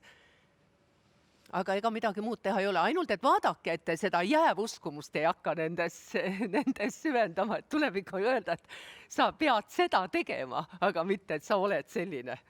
just. Ja mida teha, kui õpilane ei oska tagasisidet vastu võtta, et see on ju tegelikult väga keeruline paljude inimeste jaoks. See on keeruline ka täiskasvanute jaoks, see on keeruline meie kõigi jaoks vahetevahel mingil määral. Ega siis tulebki talle ikkagi rääkida, et vaata, et sa, et me ei kritiseeri isiksust, sul on aeg õppida praegu ja kui sa teed selle ja selle paremini, hakkab sinul elus paremini minema. Aga see on väga tugev probleem ja mille pärast? Sellepärast, et meie kodud sageli tegelikult ei õpeta meid tagasisidet vastu võtma, vaid õpetavad sellele negatiivselt reageerima. Ja õpetajal on väga raske oma 1 tunniga ja õpilasfirma tunniga seda muuta, aga me peame püüdma. Ja just nimelt, et võib-olla mina olengi omadele näidanud Carol Dwecki filmi ja öelnud, et vaadake, kuidas moodi see toimib. Ja öelnud seda, et teil, see on tegelikult laste kasvatamise kohta, et teie jaoks on see natuke hilja võib-olla, te olete juba 11.–12. klass, aga püüdke ise niimoodi hakata mõtlema iseendast. Ja ma arvan, et see ongi see sama asi, et neile öelda, et vaadake, et tähendab, me räägime tegevusest, me ei räägi isiksusest. Aga ega ta on keeruline. Ja kui tundub, et on juba seda tagasisidet mitu korda antud ja õpilane ikkagi ei muuda oma käitumises midagi, mis siis teha? Ega neid väga palju neid vahendeid ei ole, siis tuleb ikka taga veel püüda rääkida ja kui midagi ei muutus, ikkagi ega meil koolis on ju need hinded, mis hinne on ju tegelikult tagasiside, aga et vaat nad peaksid ka aru saama, et hinne ei ole ka nende isiksuse hindamine, vaid hinne on nende tegevuse ja õpitulemuse hindamine, kust näidatakse, et sa saad veel paremini teha. Aga ega siis tuleb korrata ja proovida ikka veel ja veel, siin ei ole mitte midagi muud. Ja ma lihtsalt arvan seda, et kui paljud inimesed annavad tagasisidet ühtemoodi ja ühes suunas, et siis tegelikult ikkagi inimene hakkab muutuma. Ega imerohtu ei ole, jah. Kas on sinu töös ette tulnud, et õpilased kipuvad üksteist liigselt kritiseerima, et igaühele tundub, et ta teeb jube palju, tema panus on palju suurem kui teiste oma? Ikka. Seda on ikka, et nad kritiseerivad üksteist ja ikka on keegi teine süüdi. Mina ikkagi ütlen seda, et nüüd tuleb võtta kokku ja tuleb rääkida omavahel ja tuleb täpselt seda sama asja, et palun ärge kritiseerige üksteist, vaid vaadake, mis aitab. Ja ma veel ütlen, mida põhiliselt kritiseeritakse? Kritiseeritakse seda, et üks teeb vähem tööd kui teine, aga tegelikult ei teata, et siis tuleb seada sisse tööaja arvestus ja tuleb vaadata, kas see on ikka reaalselt ka niimoodi. Ja võib-olla keegi teeb küll vähem tööd, aga tema töö on väga tulemusrikas. Alati ei loe ka tunnid, tuleb vaadata, mis on kellegi töö tulemused. See on õpetajale, juhendajale väga raske töö tegelikult, aga me ei pääse sellest. aga kuidas õpetaja, noh, paljudel õpetajatel, ma tean, et sinul ka on neid õpilasfirmasid päris palju, eks ju, et jõuda kõikide nende õpilasteni ja anda seda tagasisidet, et kust see aeg tuleb? Mida Madis rääkis 150-st, et eks ta nii ongi. Et kui neid õpilasfirmast on kole palju, siis pilk peale ikkagi kõigile, aga osad kulgevad väga edukalt. Te näete, et nad on rõõmsad, nad on rahulikud. Ega mina oma ehast ka eelmise aasta meie õpilasfirmast väga palju ei teadnud, et no ma teadsin, algus oli raske, sealt me püüdsime saada üle ja siis nad kulgesid edasi, aga kuna neil läks, kõik paistis minevat hästi, siis nemad jäid minu 150-st välja ja üllatasid mind ka kevadel natukene. Nii, aga et rohkem nagu tegelda nendega, kellel on näha, et on rohkem probleeme.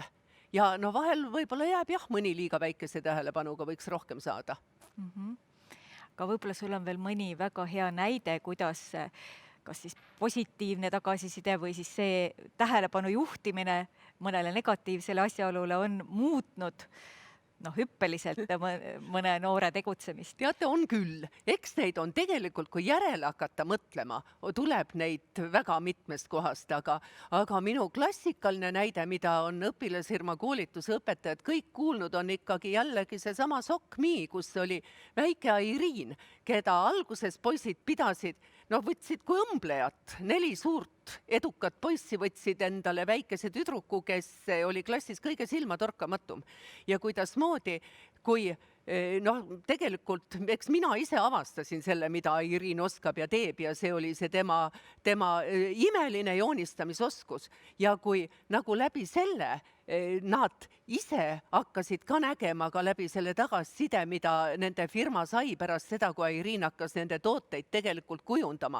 Kuidas muutus nende suhtumine Airiini, aga see tuli läbi klientide tagasiside, läbi teiste inimeste tagasiside, isegi läbi Euroopa žürii tagasiside ja lõppude lõpuks nad hakkasid Airiini austama ja ka Airiini enda suhtumine iseendasse ja oma ellu muutus ja praegu, nagu ma olen kuulnud, tal ikkagi läheb väga hästi.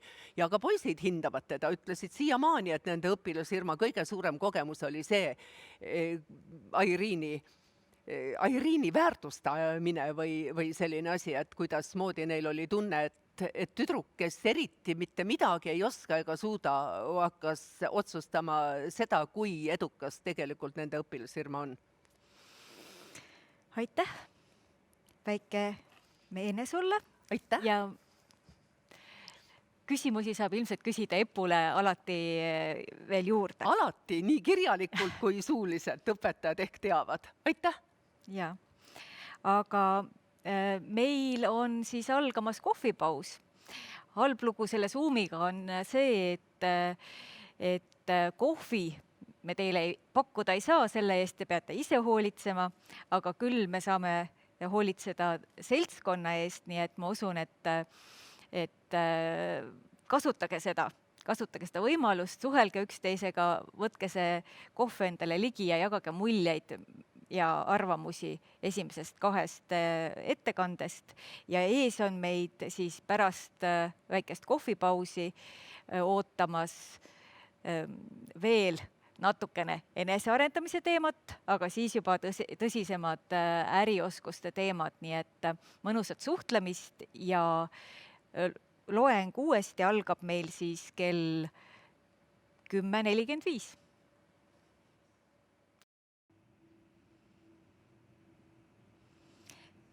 Tere tulemast tagasi, head õpetajad. Jätkame põneva teemaga enese tundma õppimine ja enese arendamine. Ja seda teemat tutvustab meil täna väga silmapaistev isiksus, kes on ennast väga palju kindlasti arendanud. Ta on supertreener, ta on digiturundaja, ta peab podcasti, ühesõnaga inimene, kes teeb palju ja jõuab palju ja ärkab siis iga päev selle mõttega, nagu ta on öelnud, et teha täna midagi paremini kui eile ja õppida midagi juurde. Palun, Sandra Raju. Aitäh sulle, see oli väga ilus sissejuhatus. võin alustada vaikselt siit. Kõigepealt ütlen tere kõigile. Mul on hullult hea meel, et te olete juba selle päeva nii hästi vastu võtnud. Ma loodan, et see paus aitas teil natuke püsti saada, energiat kehas veidike liigutada, sest et oleme ausad, kas see oli äkki 45 minutit, mis tegelikult üks inimene suudab järjest keskenduda, et aeg-ajalt on vaja teha liikumispause. Et nüüd teil tuleb veidike pikem istumine jälle, et ma loodan, et te õpite siit palju. Ja mina tõesti, ma võib-olla paari sõnaga tutvustan ennast ka.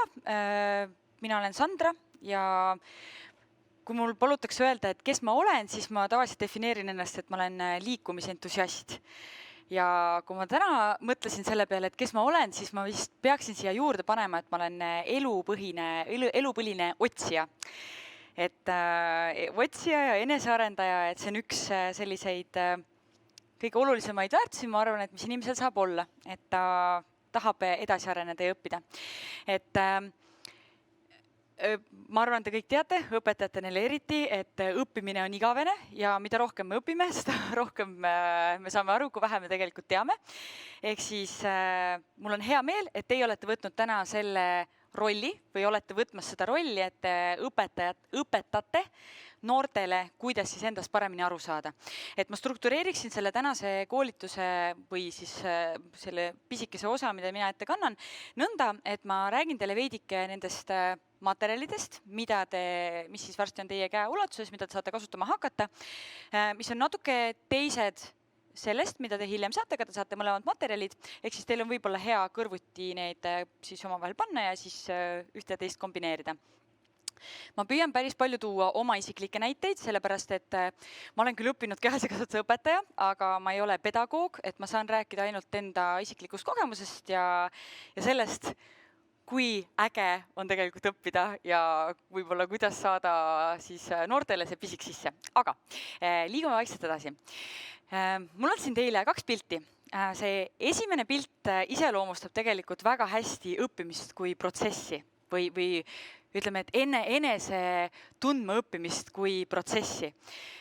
Et sul on väga kindel jalge all või pind jalge all, mis sa tead, et sind kannab, aga sa näed, et seal teisel pool on midagi sellist, mis võib-olla on parem, on säravam, aga sa ei tea täpselt, mis sind seal ees ootamas on.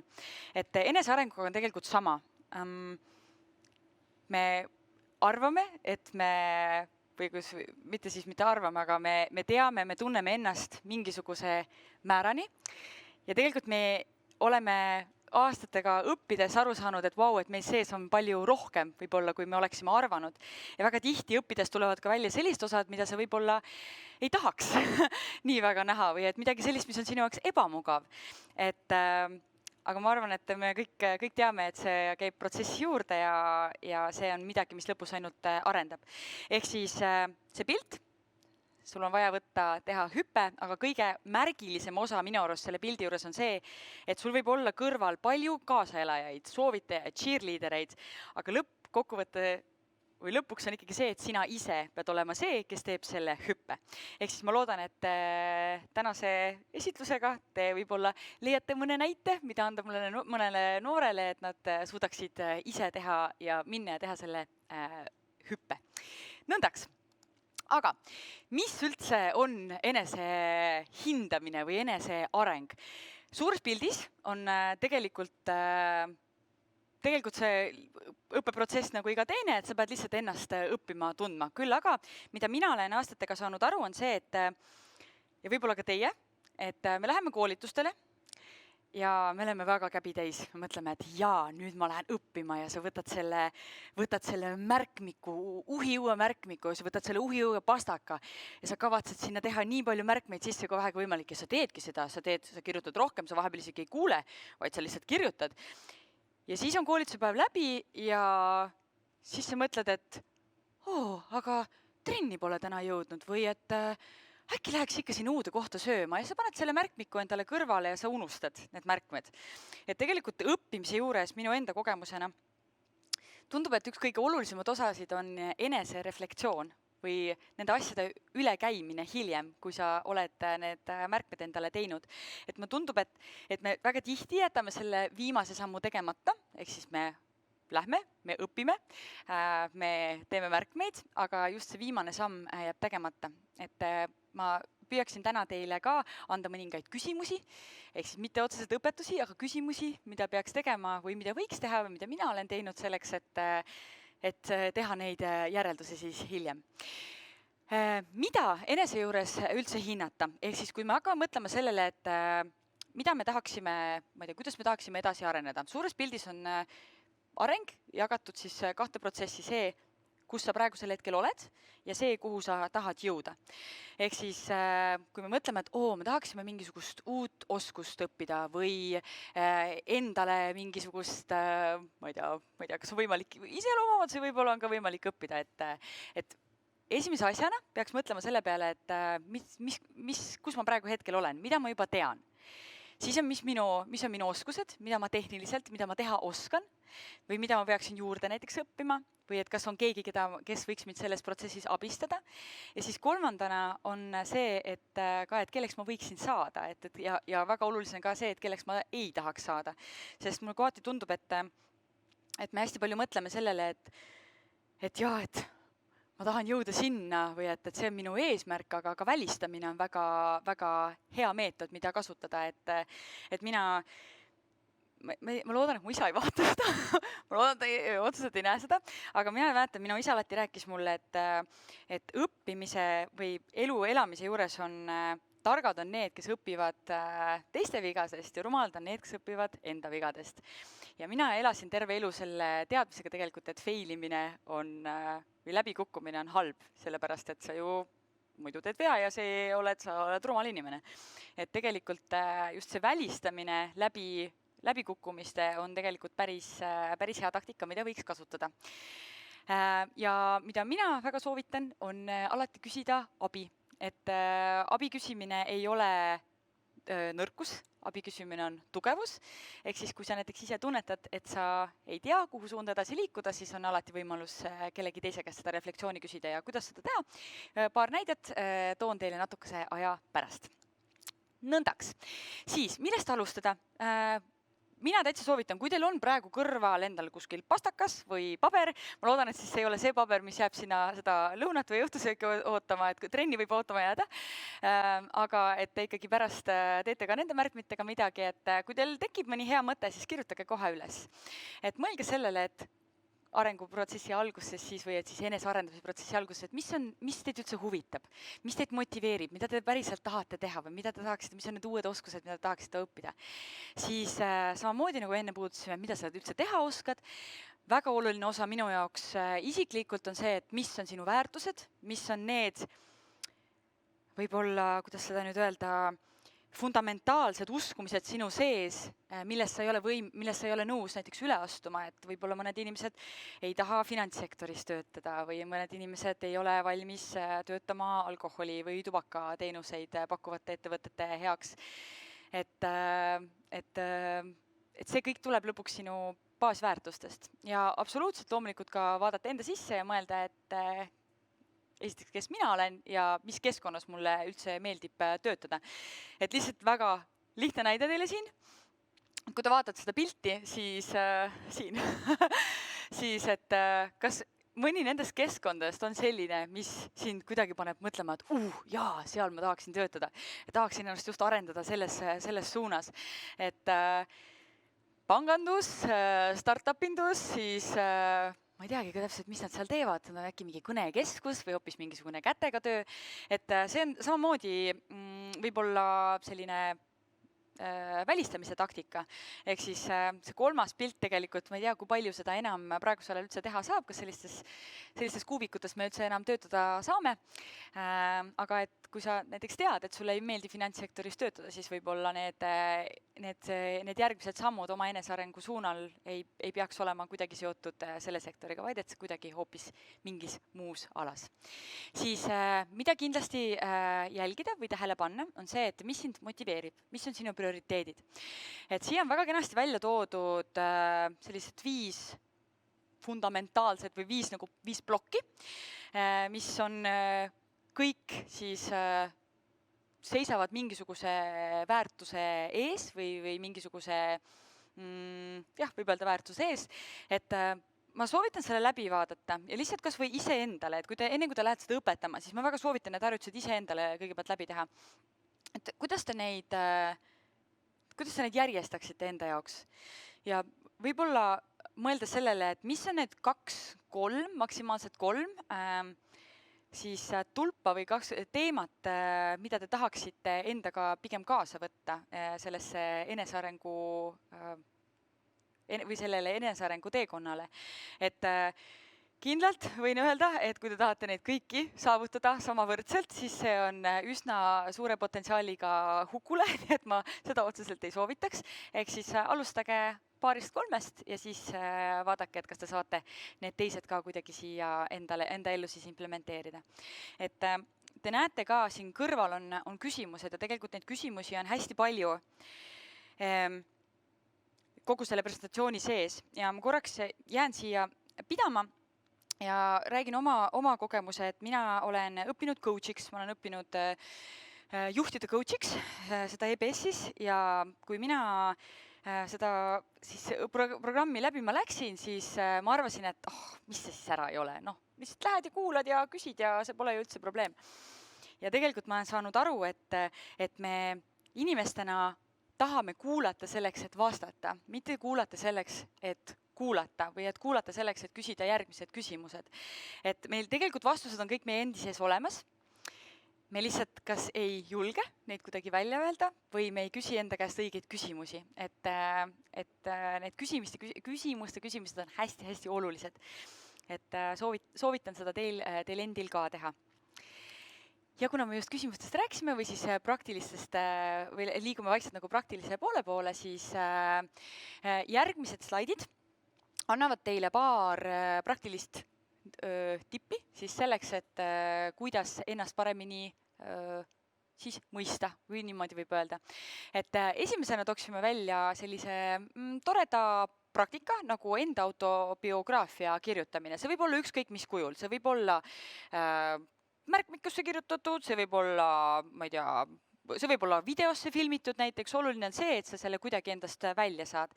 Et minu jaoks on väga oluline või olulised need pisikesed tegurid, mis on siia üles kirjutatud, et kes on näiteks need inimesed, kes on sind mõjutanud varasemalt või et kuidas nad on sind mõjutanud. Et kui sa oled mõne inimesega koos, et kuidas ta paneb sind tundma, et kas ta paneb sind tundma hästi või ta paneb sind tundma halvasti. Kas ta on sind kuidagi arendanud või ta on sind kuidagi oma arengust tagasi hoidnud, sest et olen ka ise korduvalt seda viga teinud, et sa tunned, et sa justkui nagu ei julge ise võtta vastu mingisuguseid otsuseid, et tahaks teiste käest küsida nõu.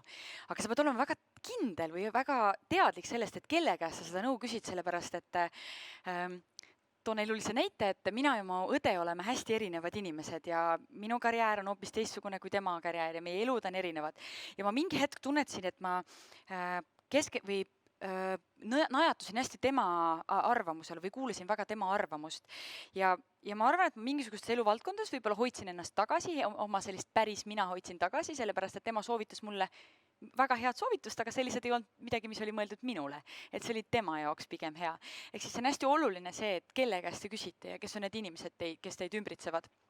Ja selles siis komplektis, mis te saate, on sees ka erinevad testid. Teil on kõik juhendid on seal olemas, te saate neid piiluda, mis aitavad teil siis nii ennast kui ka siis oma õpilasi või neil ennast paremini mõistma õppida. Nõndaks, aga ei saanud mitte vaiki olla, vaid kirjutasin siia ka juurde mõned enda tipid, või soovitused, mida mina olen teinud, mis ma tunnen, et on mind väga palju aidanud mul ennast mõista ja seda mõista, et kuhu suunda ma tahaksin edasi liikuda. Esimene asi, kirjuta oma inimestele. Võta 10-15 inimest enda lähiringkonnast, mitte ainult parimad sõbrannad, vaid ka need, kellega sa võib-olla olete põgusalt kokku puutunud, et erinevates valdkondades.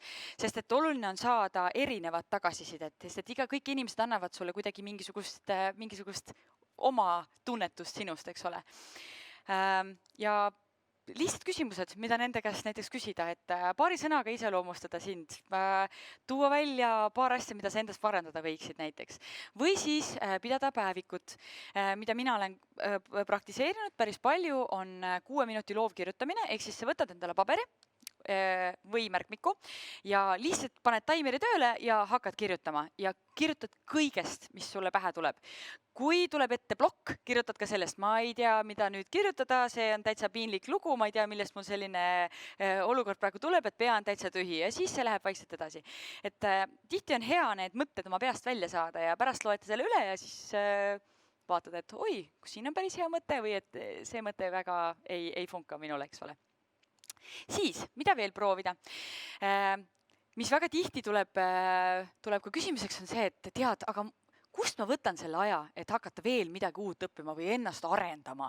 No ei ole seda aega.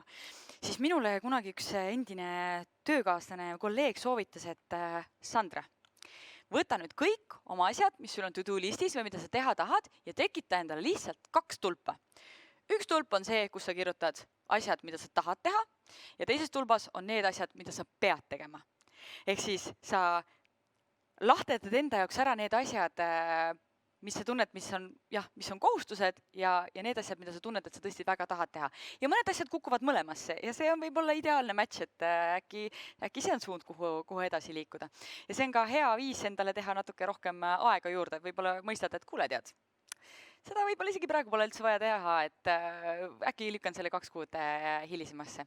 Ja inspiratsiooni otsimine. Meil on palju podcast'e, blogisid, sotsiaalmeedia, et mida mina kasutan, on Instagram, väga palju, ja kasutan seal sellist rakendust nagu postituste salvestamine ja tekitan endale erinevaid kaustasid ja kui ma tunnen, et mul on vaja ühes või teises vallas ennast kuidagi arendada või mingisuguseid konkreetseid mõtteid edasi mõelda, siis ma lähen nendesse salvestatud postitustesse ja leian sealt kõik mingid head mõtted, mis mul aastatega näiteks on tekkinud. Et väga lihtne tipp ja täitsa tasuta. Ja lähen korra veel tagasi, et kui teil tekib endal veel häid mõtteid või teil on mingisuguseid näiteid, siis olge täitsa, pange need sinna Zoomi kommentaariumisse kirja, jagage teistega, sellepärast et jagatud rõõm ei ole pool rõõmu, jagatud rõõm on rohkem rõõmu, et selleks me siin ju kõik oleme, et teineteise pealt õppida. Ja väga hea tipp, mida mina olen kasutanud ja mida ma olen ka oma sõpradele edasi saatnud, on selline tasuta